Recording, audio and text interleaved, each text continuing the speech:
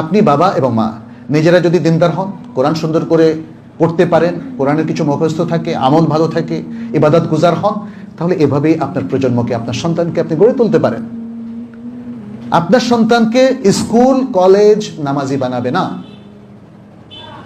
আপনার সন্তানকে school college university কোরআন শেখাবে না, তাদেরকে নৈতিকতাও শেখাবে না।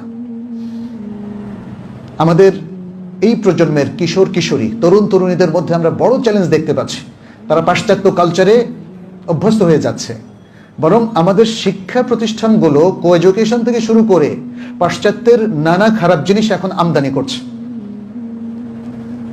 আমাদের একটাই জায়গা রয়ে গেছে, সেটা হলো পরিবার। অতএব পরিবারকে যদি আপনারা গুরুত্ব না দেন, শান্তিপূর্ণ সুন্দর আদর্শ পরিবার গড়ার জন্য যদি প্ল্যান না নেন, তাহলে মনে রাখবেন বিশাল বিশাল বড় বড় আরো চ্যালেঞ্জ এসে যাবে।